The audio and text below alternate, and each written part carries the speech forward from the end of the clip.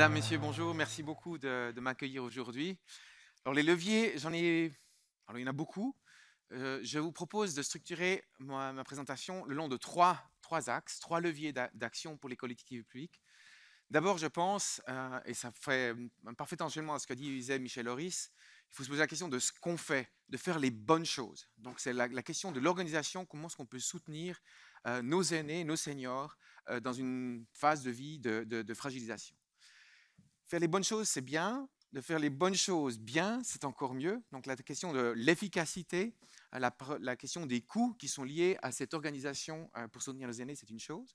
Et le troisième axe qui est lié, et je pense aussi dans le discours public, c'est hyper important de séparer cette discussion des coûts et le troisième point du financement, comment est-ce qu'on se répartit les coûts une fois qu'ils sont générés, et puis aussi peut-être de réfléchir comment ce financement peut aussi influencer les comportements, créer des incitatifs pour améliorer l'organisation des soins des personnes âgées. L'organisation des soins, donc là je parle de la prise en charge sur le canton de Genève, on parlera de IMAD ou des EMS. C'est une compétence cantonale que certains cantons délèguent d'ailleurs à leur commune, à leur municipalité. Et tout fédéralisme oblige, eh bien on voit que pour un objectif, bien s'occuper de nos vieux, je dis ça avec tendresse, c'est pas du tout péjoratif, eh bien les cantons s'organisent de façon très très différente. Vous voyez sur ce graphique, sur l'axe horizontal, le personnel dans les services d'aide et de soins à domicile, en équivalent plein temps par 1000 habitants. Donc vous avez l'IMAD, vous avez tous les privés, vous avez tous les indépendants, les infirmiers et infirmières indépendants. Donc l'offre ambulatoire. Et puis vous avez sur l'axe vertical le nombre de lits en EMS, là aussi par habitant. Enfin, la mesure typique, c'est ici par personne de 80 ans et plus. Donc, quand on a ce credo, cette volonté d'avoir plus d'ambulatoires et moins de stationnaires, on le voit sans le voir sur ce graphique. Si vous faites un calcul de corrélation, vous verrez qu'il n'y a pas une tendance claire. Il y a effectivement une différence, je dirais, culturelle. La Suisse romande est plus ici à droite. Il y a une volonté très forte de maintien à domicile, avec une offre de soins à domicile qui est très, très forte. Et puis, effectivement, comparé à la moyenne suisse, plus ou moins, moins de lits que pour les personnes âgées. Genève se trouve ici plutôt à droite du graphique. Donc je pense que ça correspond à une volonté, un, politique, une volonté, deux, aussi de la population d'être maintenue à la maison.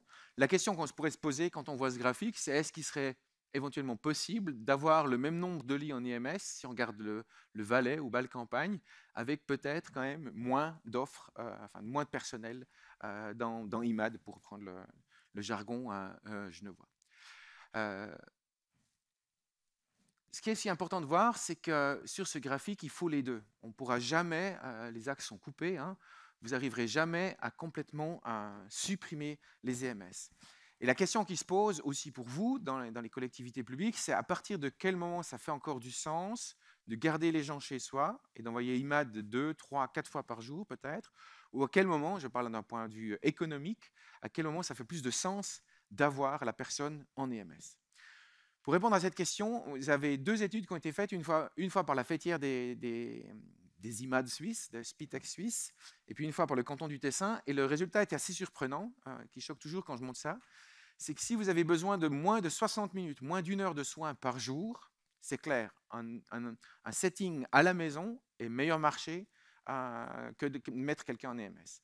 Si vous avez besoin de soins de plus de 2 heures par jour, alors l'EMS est moins cher, y compris si vous prenez le logement, y compris si vous prenez l'hôtellerie et la nourriture. Et ça, c'est quelque chose qui surprend. Et la raison est assez simple. Si vous avez besoin de 2 heures de soins par jour, ça veut dire que le personnel de l'IMAD devra venir plusieurs fois par jour. Vous avez plein de déplacements dans les bouchons genevois. Vous n'êtes pas productif. Vous devez envoyer quelqu'un de très bien qualifié pour changer un pansement. Puis en même temps, cette personne sera surqualifiée parce qu'elle fera d'autres tâches.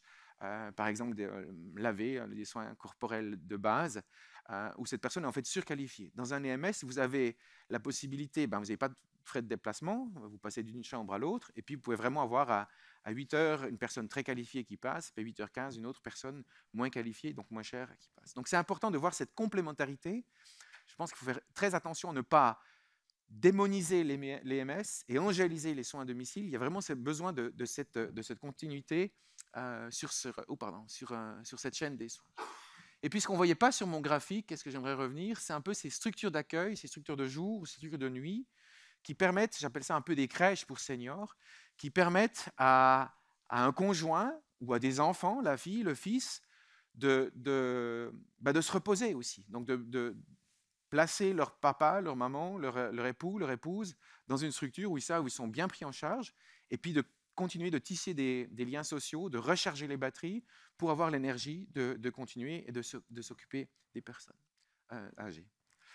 Le truc, c'est que ces fameuses structures de jour, tout le monde en parle, c'est assez tendance au niveau politique, on en demande, mais si on regarde dans les faits, là où elles existent, les taux d'occupation sont décevants. Il y a des taux d'occupation de 50 à 60%, pas dans toutes, mais il y en a beaucoup qui sont sous-utilisés.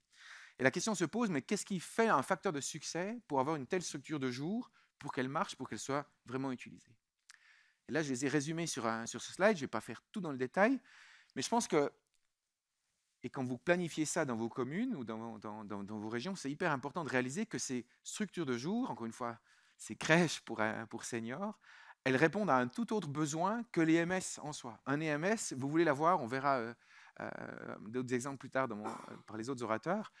Un EMS, il doit être au centre de la vie active, il doit être au centre du village. Les gens, ils y vivent, donc ils ont besoin de sortir, de partager, de voir ce qui se passe, d'aller faire leur commission. Si c'est une structure de jour, vous y êtes 1 ou 2 jours par semaine, la partie sociale, vous l'aurez ailleurs. Vous n'avez pas besoin de l'avoir sur le lieu de la structure de jour. Par contre, ce qui compte, si on veut recharger les batteries des proches aidants, c'est l'accessibilité de cette structure de jour. Donc, si vous devez passer 35 minutes dans votre voiture pour aller déposer votre maman, et que vous repartez après un demi-jour ou un jour complet, vous avez passé 1h30 dans les bouchons, ça ne va pas vous décharger. Donc l'emplacement l'accessibilité est beaucoup plus importante que l'emplacement. Les horaires d'ouverture aussi. Il faut permettre quelque chose de fluide. Si vous devez être exactement... typiquement, les soins à domicile passent le matin tôt. Si vous devez renoncer aux soins à domicile pour pouvoir aller dans la structure de jour, ou si ça s'imbrique pas bien, eh bien là aussi, vous aurez un problème et donc un taux d'occupation qui est plus bas. Et puis aussi, il faut réaliser que ces gens-là, ce n'est pas les mêmes gens, ce n'est pas les mêmes hommes, ce n'est pas les mêmes femmes que vous rencontrez typiquement dans un EMS. Monsieur Horis montrait les taux de survie qui étaient plutôt chez les femmes. Donc dans un EMS, la population est plutôt féminine, c'est essentiellement des femmes. Dans les structures de jour, c'est des gens plus jeunes, en meilleure santé et plutôt des hommes. Donc toute l'organisation, tout l'encadrement que vous planifiez, ce n'est pas la même chose. Ce n'est pas juste on rajoute une salle à un EMS. Il faut un autre concept, il faut aussi un autre personnel qui gérera ces personnes-là. Et puis, subvention, économie à long terme, c'est vrai qu'on entend beaucoup, et quand on avait fait une étude sur tous les cantons, on nous disait toujours il ne faut pas que ça coûte plus que 50 francs par jour, parce que sinon les gens ne viennent pas. Et donc, je peux comprendre la logique de subventionner cette offre-là, parce que vous allez économiser comme collectivité publique sur des frais d'EMS. Si on peut retarder l'entrée en EMS, vous économisez de l'argent. Puis d'un autre côté, beaucoup d'entre vous, vous avez peut-être aussi des enfants qu'on a amenés à la crèche, des enfants cette fois-ci. Si vous payez le plein tarif, vous êtes vite à 120, 150 francs par jour, par enfant, et tout le monde trouve ça normal. Pourquoi alors chez les aînés, alors qu'on sait que la fortune est concentrée dans cette population-là, pourquoi les aînés ne devraient pas payer 100 ou 120 francs dans la mesure où ils peuvent pour ces offres-là. Donc, on peut subventionner, mais je pense qu'il faut être très ciblé par rapport aux personnes qui en ont vraiment besoin. Et arrêtons de dire qu'il ne faut pas que ça coûte plus de 50 francs pour quelqu'un qui a peut-être une villa qui vaut 2 millions de francs et qui vit bien toute la vie. OK, les coûts, je vais faire très vite. J'ai surtout parlé des coûts du personnel. J'ai longuement hésité à vous présenter ce slide parce que je sais qu'il sera assez polémique.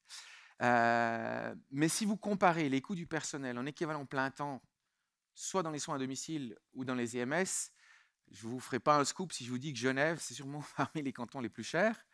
C'est clair, il ne faudra pas comparer Genève avec le Jura, mais je ne sais pas avec quel canton vous aimeriez vous comparer. Vous, Genevois, quel est votre canton de référence? Zurich, merci Jean-Pierre. Zurich, je prendrai encore Bâle-Ville parce qu'on a aussi une situation en bout de Suisse avec un marché immobilier assez tendu. Et puis aussi, donc voilà, est-ce qu'on est plus cher, moins cher que Zurich? Beaucoup plus cher, beaucoup moins cher? Est-ce qu'il y a quelqu'un qui veut se lancer dans un pronostic? Plus cher, merci Michel. Alors, vous êtes effectivement plus cher et vous êtes beaucoup plus cher. Et ça, je pense que c'est important de savoir. Si vous regardez les prix du personnel par équivalent plein temps, tout le personnel des soins à domicile confondus, donc tout le niveau de formation, vous êtes 24% plus cher que la Suisse, Mais vous voyez que Zurich, qui est aussi cher, mais à peine un peu plus haut que la Suisse, et le canton de Bâle-Ville est même moins cher que la moyenne suisse. Et si vous allez en EMS, là, les chiffres sont un peu plus âgés, plus vieux, ça c'est vraiment les plus récents, vous êtes même 40% plus haut. Alors je ne suis pas naïf, je comprends les difficultés politiques. Partir maintenant, alors qu'on parle de pénurie de personnel, alors qu'on parle d'inflation et de dire on va baisser les salaires dans le canton de Genève, ok. Mais par contre, ayez ça en tête quand maintenant il y aura des exigences d'augmenter les salaires, d'indexer les salaires. Vous parliez tout à l'heure de ne pas rentrer dans cette spirale inflationniste. Gardez en tête que quand même le canton de Genève, vous êtes un des cantons les plus chers. Donc si j'en parlais avant de faire les bonnes choses et de les faire bien, vous pouvez vous organiser comme vous voulez devant. Si à la fin vous avez 40% de coûts supplémentaires par personnel, vous serez toujours plus cher par habitant. Donc là, vous avez un levier politique, il faut quand même le mentionner, il faut quand même le rappeler, même si je suis conscient que dans le terme de faisabilité, ce n'est pas forcément le moyen le plus rapide d'arriver à une meilleure solution. OK, on a parlé de l'organisation, donc faire les bonnes choses, les faire bien. Maintenant, comment les financer? Là aussi, on peut jouer sur les incitatifs. Je parlais tout à l'heure par rapport aux structures de jour. Il y a une autre structure qui permet d'économiser des coûts, c'est si vous permettez les gens d'habiter dans un appartement. Michel Horis le disait tout à l'heure, si on peut avoir un appartement au rez-de-chaussée plutôt qu'un appartement au 3e étage sans ascenseur. Si vous pouvez avoir ces appartements, alors les termes changent d'un canton à l'autre. Je vais parler moi d'appartements protégés. Je crois que sur Genève, c'est IE, immobilier, encadrement pour IAP. IEPA. Merci beaucoup, Virginie.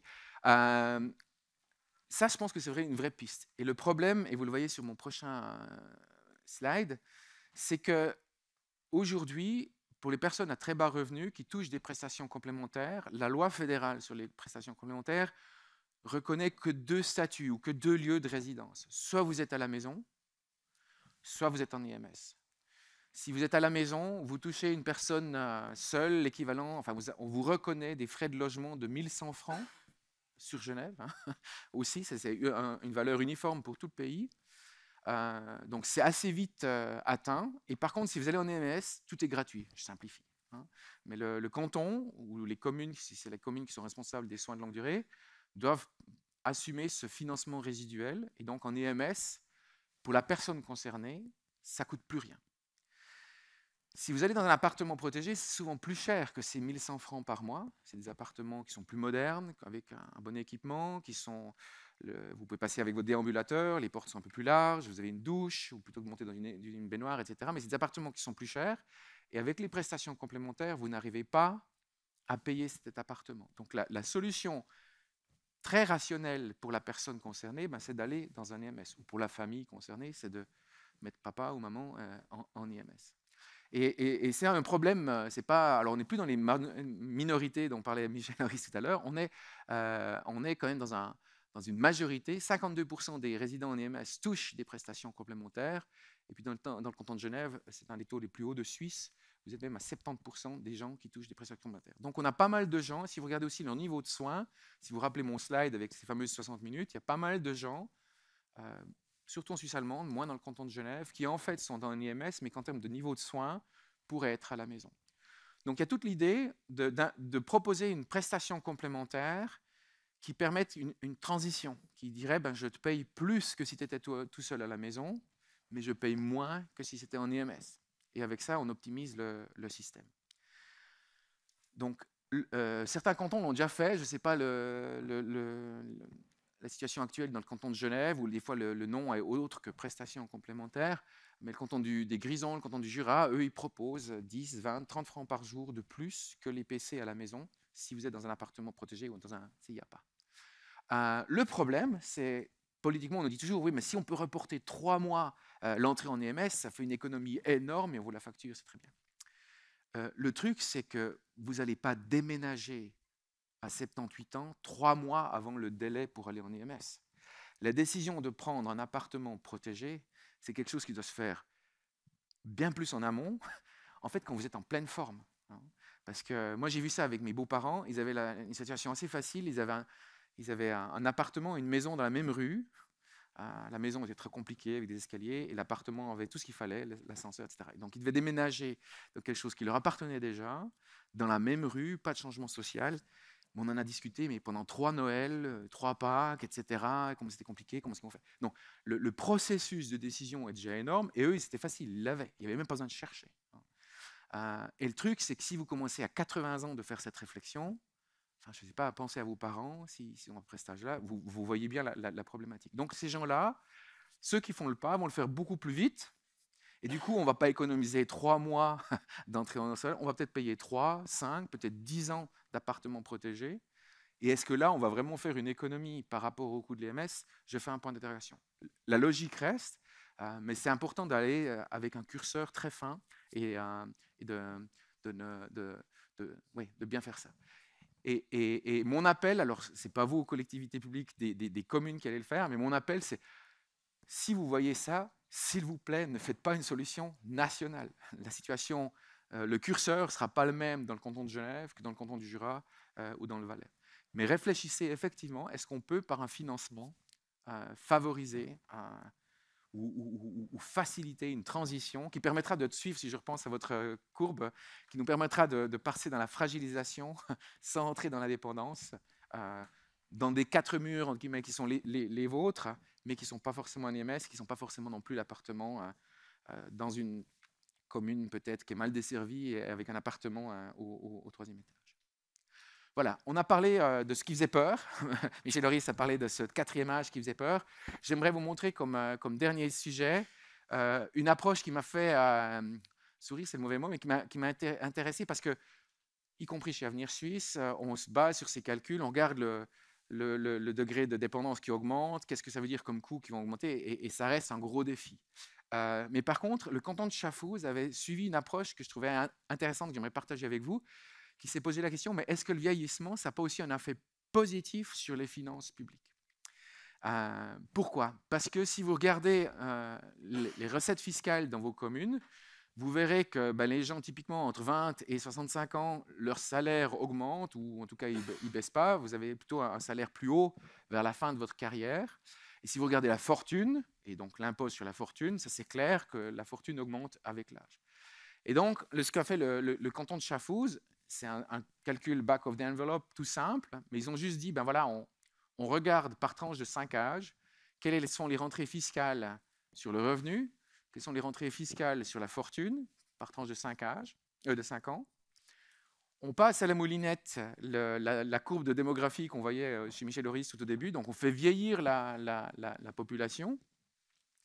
Et puis on regarde le delta. Si notre population qui est là aujourd'hui, si elle vieillit, est-ce qu'on aura plus de rentrées fiscales ou pas? Et ça, ils l'ont fait en 2017, il y a 5 ans déjà, mais c'était assez intéressant. Donc vous voyez ici les différentes années de projection, l'effet démographique, donc bêtement de faire vieillir la population et de regarder que ça change pour les recettes, sur l'impôt sur le revenu, sur l'impôt sur la fortune, on voit que ça bouge un peu. Mais ce qui avait intéressant, c'est de voir que à moyen terme, les recettes fiscales, juste basées sur le vieillissement, hein, c'est juste l'effet du vieillissement, augmentaient dans le canton de Schaffhouse pour plus tard rebaisser, mais quand même plus qu'aujourd'hui. Encore une fois, c'est à la louche, mais je trouvais intéressant plutôt de voir toujours le verre à moitié vide, ces vieux qui vont coûter cher, alors il y aura des coûts supplémentaires, mais toute autre chose étant égale, il y a aussi un effet positif. Encore, c'est statique, ce n'est pas vraiment dynamique, c'est très facilité, mais je trouvais intéressant aussi de réfléchir à ce côté positif et pas voir toujours chez les seniors, quand tu parlais tout à l'heure des jeunes, des baby-boomers qui sont rentrés sur le marché du travail, on avait peur qu'ils n'auraient pas de job, mais ils en ont tous eu un. Et là, on voit aussi quelque chose qui arrive, et peut-être qu'il y aura aussi un côté brillant de la médaille. Voilà. Pour conclure, si on veut faire les bonnes choses, je pense que c'est important, et ça correspond à un besoin de la population, de favoriser ce maintien à domicile. Je pense que sur ce point-là, Genève, vous êtes en avance par rapport à la moyenne suisse. Avec ce point d'interrogation, est-ce qu'effectivement on pourrait organiser les soins à domicile un peu différemment? Pour la petite anecdote, IMAD, c'est un super pétrolier des soins à domicile. C'est, je pense, la plus grande organisation de soins à domicile de Suisse. C'est cantonal, une loi cantonale, mais ça n'a pas besoin d'être comme ça. D'autres cantons, si vous allez à partir du canton de Berne, c'est fini. C'est les communes qui gèrent ça. Vous avez beaucoup plus d'acteurs qui sont peut-être plus agiles. Alors l'avantage d'un super pétrolier, on l'a vu pendant la crise, c'est que vous avez un seul interlocuteur pour les HUG, un seul interlocuteur pour les les collectivités publiques. Le problème, vous savez toujours, un super pétrolier, s'il prend la mauvaise direction, en termes de résilience, on parlait de résilience tout au début, c'était difficile. Donc là, je réfléchirais si on ne peut pas apporter plus d'agilité dans le système et peut-être un peu moins de soins difficiles. Les coûts, on en a parlé. Rappelez-vous ça dans les prochaines négociations de salaire.